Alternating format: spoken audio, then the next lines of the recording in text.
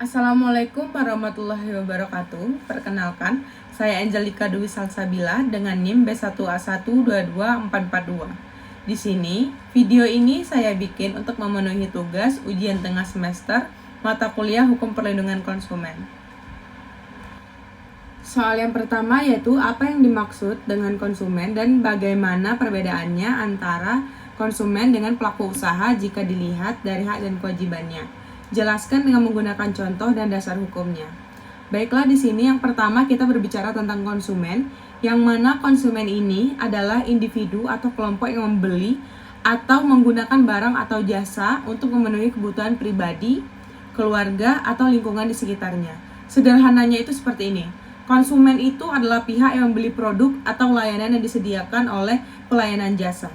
Selanjutnya itu dalam konteks hukum perlindungan konsumen, perbedaan antara konsumen dan pelaku usaha dapat dilihat dari hak dan kewajibannya masing-masing. Yang mana kalau dari konsumen itu memiliki hak dan kewajiban keamanan dan keselamatan dalam menggunakan barang atau jasa, serta hak untuk mendapatkan informasi yang jelas dan jujur. Mereka juga berhak untuk mengajukan keluhan dan mendapatkan kompensasi jika mereka dirugikan. Selanjutnya itu kita berbicara tentang pelaku usaha, yang mana pelaku usaha ini berkewajiban untuk menyediakan barang atau jasa yang aman dan berkualitas tentunya, serta harus bersikap jujur dalam bertransaksi. Selanjutnya itu mereka juga diharapkan untuk memahami pentingnya perlindungan konsumen dan pertanggungjawaban atau bertanggung jawab atas produk yang mereka tawarkan. Kalau kita berbicara spesifiknya itu seperti ini, yang mana mereka terdiri dari kita berbicara terlebih dahulu mengenai hak konsumen, yang mana hak konsumen ini terdiri dari ada hak atas kenyamanan, keamanan, dan keselamatan. Selanjutnya itu yang kedua ada hak memilih barang atau jasa. Yang ketiga itu ada hak informasi yang benar dan jujur. Yang keempat ada hak didengar pendapat atau keluhan dari konsumen itu sendiri. Yang kelima ada advokasi, perlindungan, dan penyelesaian sengketa. Yang keenam ada pembinaan dan pendidikan. Dan yang terakhir itu ada kompensasi atau ganti rugi yang banyak customer butuhkan. Selanjutnya kita berbicara tentang kewajiban konsumen, yang mana kewajiban konsumen ini banyak disepelekan, yang mana yang pertama itu konsumen harus cerdas membaca petunjuk informasi dari produk-produk yang ingin mereka beli. Selanjutnya itu ada itikat baik dalam transaksi, yang mana konsumen ini diwajibkan beritikat baik dalam melakukan transaksi pembelian barang atau jasa. Selanjutnya itu ada membayar sesuai nilai tukar, yang mana konsumen wajib hukumnya membayar sesuai dengan nilai tukar yang disepakati. Selanjutnya itu ada ikuti upaya penyelesaian hukum, yang mana konsumen diharuskan mengikuti upaya penyelesaian hukum sengketa perlindungan konsumen secara patut jika terjadinya perselisihan antara konsumen dan pelayanan jasa. Selanjutnya itu ada hak pelaku usaha, yang mana hak pelaku usaha ini yang pertama ada hak pembayaran yang sesuai, yang mana pelaku usaha berhak menerima pembayaran yang sesuai dengan kesepakatan mengenai kondisi dan nilai tukar barang atau jasa yang diperdagangkan dengan customer yang ingin membeli jasa mereka tersebut. Selanjutnya itu ada perlindungan hukum, yang mana pelaku usaha berhak mendapatkan perlindungan hukum dari tindakan konsumen yang beretikat tidak baik. Selanjutnya itu ada pembelaan diri, tentu saja di dalam hak-hak kita sebut dengan hak-hak pelaku usaha ini kita memiliki unsur pembelaan diri, yang mana pelaku usaha berhak melakukan pembelaan diri sepatutnya di dalam perlindungan hukum dari tindakan konsumen itu sendiri yang tidak beretikat baik. Selanjutnya itu ada rehabilitasi nama baik. Di sini kan kita banyak melihat kalau misalnya salah satu tokoh itu dilakukan atau diviralkan dengan cara tidak baik dikarenakan satu kesalahan kecil, banyak kesalahan kecil, dan membuat tokoh itu memiliki nama yang sudah tercoreng. Nah, disinilah hak dari pelaku usaha itu bisa kita gunakan, yang itu rehabilitasi nama baik, yang mana pelaku usaha berhak merehabilitasi nama baiknya apabila terbukti secara hukum bahwa kerugian konsumen tidak diakibatkan oleh barang atau jasa yang diperdagangkan. Selanjutnya itu ada kewajiban pelaku usaha, yang mana kewajiban pelaku usaha itu ada yang pertama itikat baik dalam kegiatan usaha, informasi yang benar dan jujur, memperlakukan secara benar dan jujur, menjamin mutu produk, memberikan jaminan, dan memberikan kompensasi atau ganti rugi jika merugikan si konsumen tersebut. Selanjutnya itu ada beberapa contoh aturan hukum yang mengatur hak dan kewajiban masing-masing. Yang pertama itu ada di pasal 4 Undang-Undang Nomor 8 Tahun 1999 yang menjabarkan hak konsumen termasuk hak atas kenyamanan, keamanan, dan keselamatan, serta hak untuk memilih barang atau jasa sesuai dengan nilai tukar dan kondisi yang dijanjikan. Selanjutnya itu ada pasal nomor 5 Undang-Undang Nomor 8 Tahun 1999 yang mana menjabarkan kewajiban konsumen seperti membaca petunjuk, informasi, beritikat baik dalam bertransaksi, dan membayar sesuai nilai tukar yang disepakati. Yang selanjutnya itu ada pasal 6 dan 7 Undang-Undang Nomor 8 Tahun 1999 yang mana hak dan kewajiban pelaku usaha termasuk hak untuk menerima pembayaran yang sesuai dan kewajiban untuk memberikan informasi yang benar serta memperlakukan konsumen secara benar. Dengan demikian, perbedaan antara konsumen dan pelaku usaha dalam konteks hukum perlindungan konsumen ini sendiri sangat jelas kita lihat, yaitu konsumen memiliki hak-hak yang lebih luas untuk perlindungan dan pelaku usaha memiliki kewajiban untuk memberikan informasi yang jujur serta memastikan mutu produk yang dijual itu sendiri. Selanjutnya, soal yang kedua, yang mana apa yang dimaksud dengan perlindungan konsumen dan apa tujuan dari perlindungan konsumen tersebut? Jelaskan dengan mengemukakan contoh dan dasar hukumnya. Baiklah, kita berbicara tentang perlindungan konsumen, yang mana perlindungan konsumen merupakan upaya hukum yang bertujuan untuk memberikan kepastian hukum dan perlindungan kepada para konsumen dalam melakukan transaksi bisnis, terutama dalam menggunakan barang dan atau jasa. Ini dilakukan agar konsumen dapat merasa nyaman, aman, dan selamat saat mengkonsumsi produk-produk tersebut. Dasar hukum perlindungan konsumen ini sendiri di Indonesia ditetapkan melalui Undang-Undang Nomor 8 Tahun 1999 tentang Perlindungan Konsumen.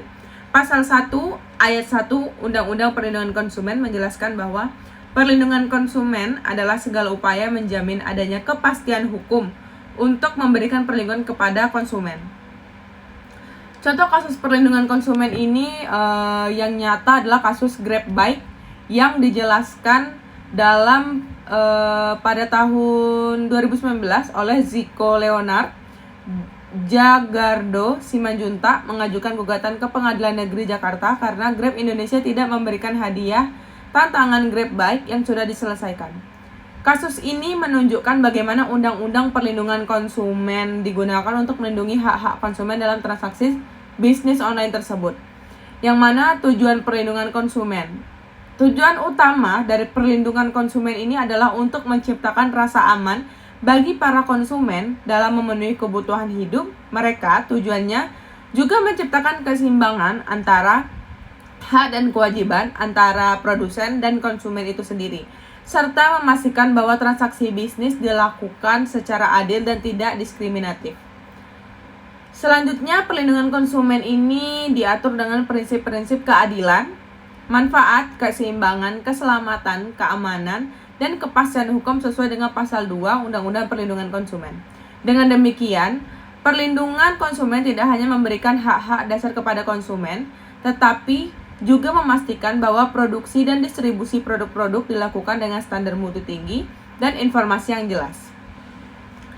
Selanjutnya itu soal nomor 3 yaitu mengapa konsumen perlu dilindungi dan jelaskan sumber hukum dari perlindungan konsumen itu sendiri.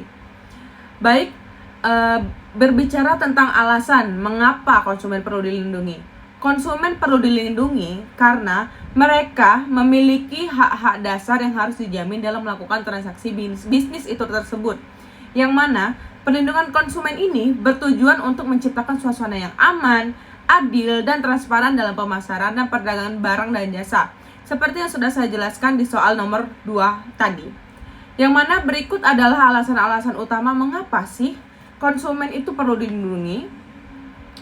Yang pertama itu ada keamanan dan keselamatan tentunya, yaitu memberikan jaminan bahwa konsumen tidak akan mengalami kerugian fisik atau material produk yang rusak atau bahaya lainnya. Selanjutnya itu ada transparansi dan informasi, yang mana meningkatkan transparansi dan informasi produk sehingga konsumen dapat membuat keputusan yang tepat tentang belanjaan yang ingin mereka beli tersebut.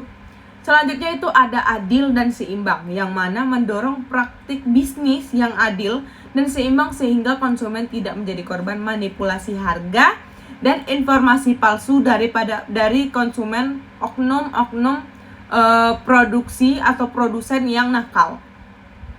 Selanjutnya itu ada keadilan hukum, yang mana memberikan akses hukum yang adil kepada konsumen jika mereka merasa dirugikan oleh produsen atau jasa provider.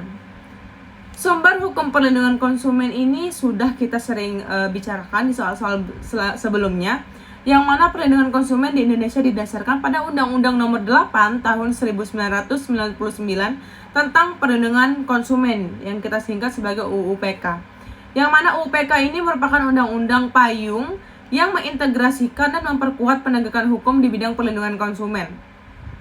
Dasar-dasar hukumnya itu diatur dalam pasal 1 ayat 1, prinsip-prinsip manfaat, keadilan, keseimbangan, keamanan atau kenyamanan dan kepastian hukum yang diatur dalam pasal 2 UU PK dan pasal 33 Undang-Undang Dasar Negara Republik Indonesia tahun 1945. Selain undang-undang payung, ada juga peraturan perundang-undangan lain yang turut melindungi konsumen seperti Undang-Undang Nomor 36 tahun 2009 tentang kesehatan, Undang-Undang Nomor 21 tahun 2011 tentang Otoritas Jasa Keuangan, dan Undang-Undang Nomor 33 tahun 2014 tentang jaminan produk halal. Dengan demikian, perlindungan konsumen di Indonesia didukung oleh berbagai sumber hukum yang saling integratif untuk menciptakan suasana yang lebih adil dan aman bagi para konsumen.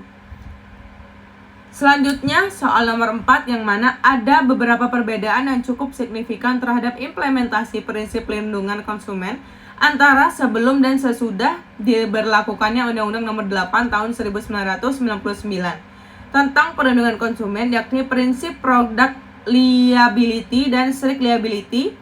Apa yang dimaksud dengan prinsip product liability tersebut dan bagaimana perbedaan dengan prinsip strict liability? Jelaskan dengan mengemukakan contohnya. Baiklah, kita berbicara tentang product liability adalah tanggung jawab hukum yang dimiliki oleh produsen atau pelaku usaha atas kerugian yang dialami konsumen itu sendiri akibat penggunaan produk yang mereka pasarkan. Prinsip ini menekankan bahwa produsen wajib bertanggung jawab atas cacat atau bahaya yang ditimbulkan oleh produk tersebut, tanpa perlu membuktikan adanya kesalahan atau kelalaian dari pihak produsen. Hal ini bertujuan untuk melindungi konsumen dan memberikan kemudahan dalam menuntut ganti rugi. Selanjutnya itu perbedaan dengan prinsip strict liability dan strict liability adalah konsep hukum yang lebih luas di mana seseorang dapat dimintai pertanggungjawaban atas kerugian atau kerusakan yang terjadi terlepas dari adanya kesalahan atau kelalaian tersebut. Dalam konteks ini, produk liability dan prinsip strict liability diterapkan ketika produk menyebabkan kerugian tanpa memerlukan pembuktian bahwa produsen telah melakukan kesalahan. Contohnya seperti ini. Kita berbicara contoh dari produk liability, yang mana jika nih seorang konsumen membeli minuman kemasan yang ternyata terkontaminasi dan menyebabkan keracunan. Nah, produsen tersebut wajib bertanggung jawab untuk memberikan ganti rugi kepada konsumen tersebut, meskipun mereka tidak secara langsung mengemukakan kesalahan dalam proses produksi tersebut. Selanjutnya itu strict liability, yang mana dalam kasus ini contohnya itu kasus aktivitas berbahaya seperti menyimpan bahan kimia berbahaya. Jika terjadi kebocoran yang merusak properti tetangga, pemilik fasilitas dapat dimintai pertanggungjawaban tanpa perlu membuktikan bahwa mereka telah lalai dalam menjaga keamanan dari bahan kimia yang mereka simpan itu sendiri. Dengan demikian, meskipun product liability merupakan bagian dari prinsip strict liability dan keduanya memiliki fokus dan konteks penerapan yang berbeda, product liability lebih spesifik dan produk dan penggunaannya. Sementara strict liability ini dapat berlaku dalam berbagai situasi berbahaya. Selanjutnya itu soal nomor 5, yang mana isi soal ini apa yang dimaksud dengan jasa dan bagaimana perbedaan antara jasa dengan barang jika dilihat dari aspek ekonomisnya. Jelaskan dengan mengemukakan contoh dan dasar hukumnya. Kita berbicara terlebih dahulu mengenai jasa, yang mana pengertian jasa ini sendiri yaitu adalah produk ekonomi yang tidak memiliki wujud fisik dan merupakan kegiatan atau layanan yang ditawarkan oleh penyedia kepada konsumen untuk memenuhi kebutuhan tertentu. Jasa bersifat intangible atau tidak dapat dilihat, disentuh, dan disimpan. Contohnya itu jasa termasuk layanan perbankan, pendidikan, transportasi, dan konsultasi. Perbedaan antara jasa dan barang dari aspek ekonomis yaitu bisa kita lihat yang pertama dari wujud fisiknya, yang mana barang memiliki wujud fisik atau tangible yang dapat dilihat, disentuh seperti makanan, pakaian, dan barang elektronik. Sedangkan jasa dia tidak memiliki wujud fisik atau intangible dan hanya dapat dirasakan manfaatnya saja, seperti layanan kebersihan, konsultasi, pijit, lalu transportasi, dan lain sebagainya. Selanjutnya itu ada kepemilikan, yang mana kalau misalnya di barang, kepemilikan barang itu berpindah dari penjual ke pembeli setelah transaksi, misalnya pembelian motor, mobil, buku, dan lain sebagainya. Sedangkan jasa tidak akan berpindah kepemilikan. Konsumen hanya mendapatkan manfaat dari layanan tersebut. Contohnya adalah saat menggunakan jasa dokter, jasa psikiater, jasa tukang pijat, dan lain sebagainya. Selanjutnya itu ada produksi dan konsumsi, yang mana kalau barang itu produksi dan konsumsi itu terjadi pada waktu yang berbeda.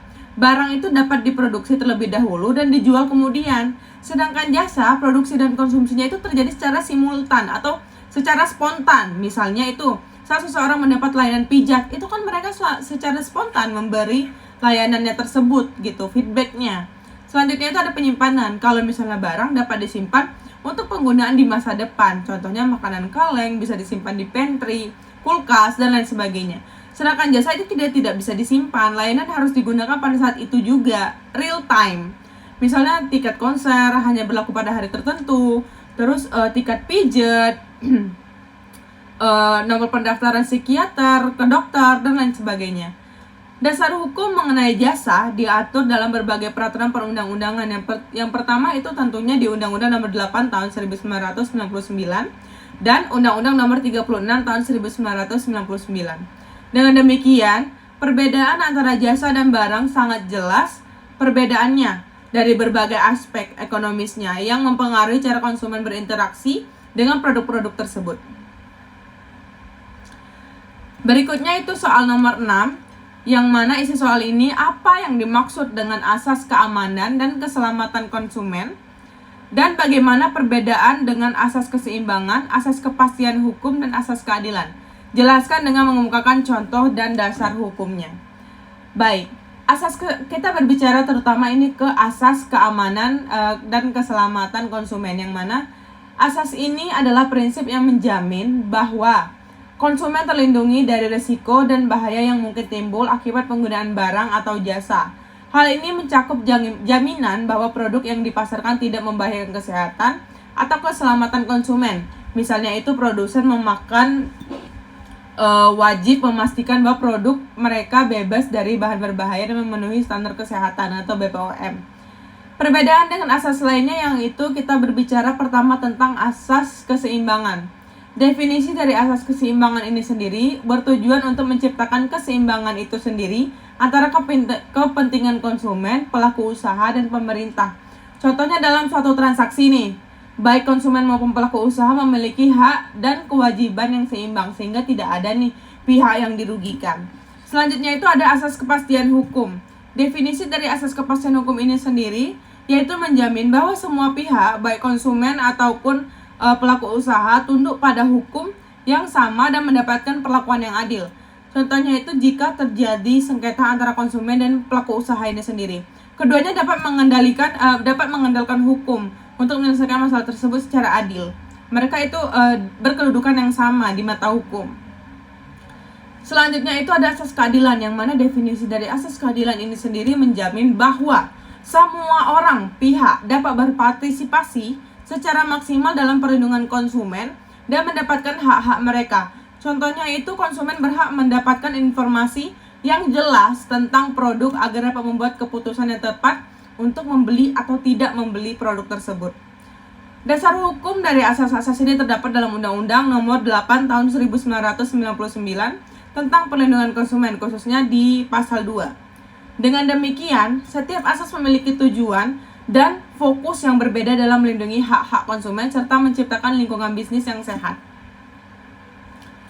Baiklah, selanjutnya soal nomor 7, yang mana apa yang dimaksud dengan prinsip tanggung jawab berdasarkan unsur kesalahan, fault liability, liability based on fault, dan bagaimana perbedaan dengan prinsip tanggung jawab berdasarkan praduga atau presumption of liability, dan prinsip tanggung jawab mutlak atau no fault liability, absolute liability, atau strict liability. Jelaskan dengan mengemukakan contohnya. Baik, prinsip tanggung jawab berdasarkan unsur kesalahan atau fault liability ini adalah konsep hukum di mana para pihak ini dianggap bertanggung jawab atas suatu kerugian atau kerusakan yang tanpa harus membuktikan bahwa mereka telah melakukan kesalahan atau klien tersebut. Dalam hal ini, korban harus membuktikan bahwa pelaku telah melanggar kewajiban hukum yang menyebabkan kerugian. Perbedaan prinsip-prinsip lainnya itu yang pertama ada di prinsip tanggung jawab dan berdasarkan praduga, yaitu presumption of liability, yang mana definisi dari prinsip ini yaitu adalah asumsi bahwa pelaku bertanggung jawab atas kerugian yang terjadi kecuali mereka dapat membuktikan sebaliknya. Ini sering digunakan dalam kasus tanggung jawab produk. Contohnya, jika seorang konsumen terluka akibat produk cacat, produsen dianggap bertanggung jawab dan mereka harus membuktikan bahwa mereka tidak bersalah. Selanjutnya itu ada prinsip tanggung jawab mutlak atau no fault liability, yang mana definisi dari prinsip ini yaitu tanggung jawab mutlak berarti bahwa pihak yang terlibat akan bertanggung jawab atas kerugian tanpa perlu membuktikan kesalahan atau kelalaian. Ini biasanya diterapkan dalam situasi berbahaya seperti penggunaan bahan berbahaya.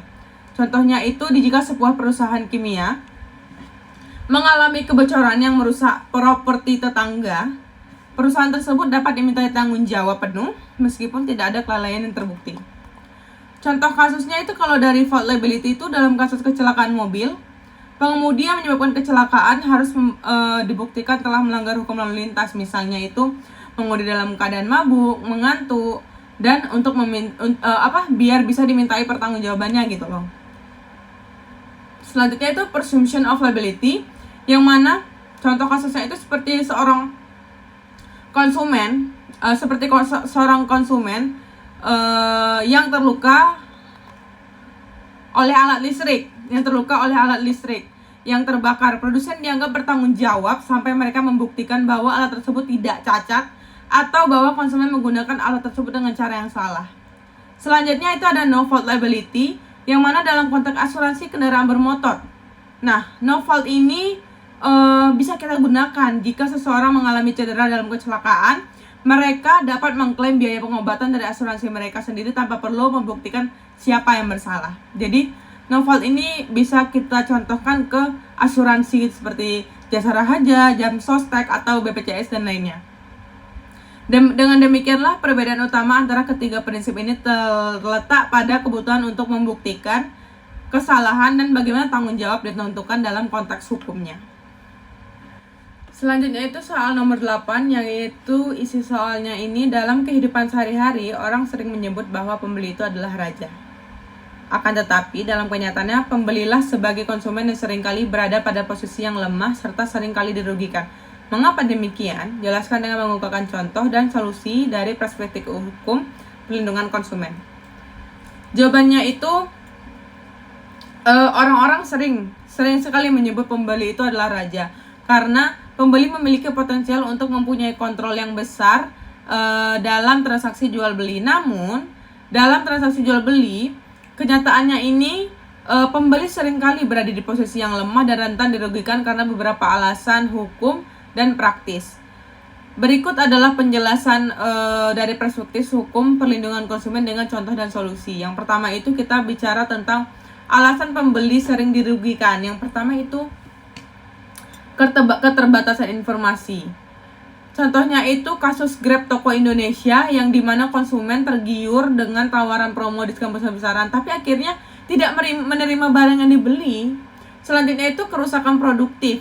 Contohnya itu kasus parkir yang tidak bertanggung jawab atas kehilangan kendaraan konsumen atau lecet atas kendaraan konsumen tersebut. Padahal seharusnya mereka bertanggung jawab sebagai tempat penitipan barang. Mereka juga dibayar, tetapi mereka menganggap hal itu adalah hal yang sepele. Selanjutnya itu ada manipulasi promosi. Contohnya itu same case with Grab di toko Indonesia where consumer, yang mana mereka ini gimana ya, tidak sesuai dengan apa yang mereka janjikan. Seperti kayak challenge yang mereka berikan itu, para si challenger atau orang-orang yang mengikuti challenge tersebut tidak mendapat hadiah sesuai yang mereka janjikan. Solusi dari perspektif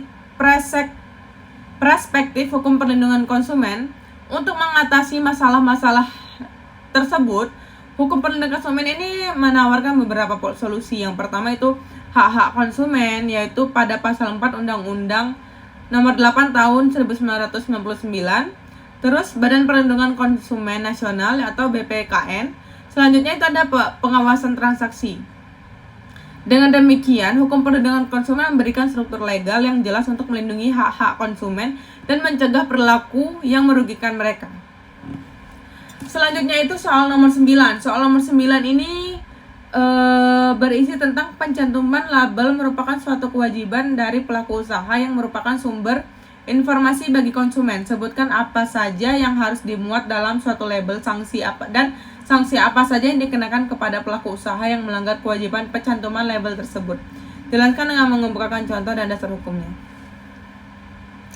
Baik, pencantuman label dan isi harus dimuat. Ini merupakan kewajiban pokok bagi pelaku usaha yang memenuhi hak-hak konsumen. Label itu menyampaikan informasi yang lengkap dan jelas tentang produk yang mereka jual, sehingga konsumen dapat membuat keputusan yang tepat. Nah, berikut adalah isi yang dimuat dalam suatu label beserta sanksi-sanksinya. Yang pertama itu nama, barang atau jasa, yang mana ini adalah hal yang paling penting ya. Identifikasi produk yang sedang dipasarkan itu sangat penting loh. Selanjutnya itu yang kedua itu ada ukuran berat bersih atau neto. Yang ketiga itu ada komposisi. Yang keempat itu ada arsitektur atau penggunaan. Yang kelima itu ada tanggal pembuatan atau kadaluarsa. Ini sangat penting pada suatu produk, terutama makanan dan minuman. Selanjutnya itu ada akibat sampingan. Yang ketujuh itu ada alamat dan nama pelaku usaha. Dan yang kedelapan itu ada petunjuk penggunaan dalam bahasa Indonesia, bahasa Inggris, pokoknya dalam bahasa yang nasional. Kalau misalnya dijual di Indonesia ya tentunya harus ada bahasa Indonesianya. Nah, sanksi bagi pelaku usaha yang melanggar kewajiban pencantuman label, yaitu melanggar kewajiban pencantuman label dapat berupa sanksi administratif dan pidana, tergantung pada jenis pelanggaran yang dilakukan. Nah, kalau di sanksi administratif ini, dia ada pencabutan izin usaha dan tindakan administratif lainnya. Kalau di sanksi pidana itu ada pidana penjara, yang mana paling lama 5 tahun penjara dan paling banyak itu denda 2 miliar rupiah. Dan itu ada ganti rugi, yang mana konsumen berhak mendapatkan ganti rugi jika produk tidak sesuai dengan yang mereka yang tidak sesuai dengan label dan keterangan yang para penyedia jasa ini berikan. Contoh kasusnya itu misalnya seorang produsen makanan tidak mencantumkan tanggal kadaluarsa pada label produknya. Nah, ini sangat berbahaya bagi para konsumen jika ketemu produk-produk yang seperti ini. Hal ini dapat dianggap sebagai pelanggaran pasal 8 ayat 1 huruf G Undang-Undang Nomor 8 Tahun 1999 tentang Perlindungan Konsumen, yang menyatakan bahwa pelaku usaha dilarang tidak mencantumkan tanggal kadaluarsa atau jangka waktu penggunaan atau pemanfaatan yang paling baik atas barang tertentu. Dalam kasus ini, produsen itu sendiri dapat dikenakan sanksi penjara paling lama 5 tahun dan denda uang paling banyak 2 miliar rupiah. Sesuai dengan pasal 62 Undang-Undang Nomor 8 Tahun 1999 tentang Perlindungan Konsumen.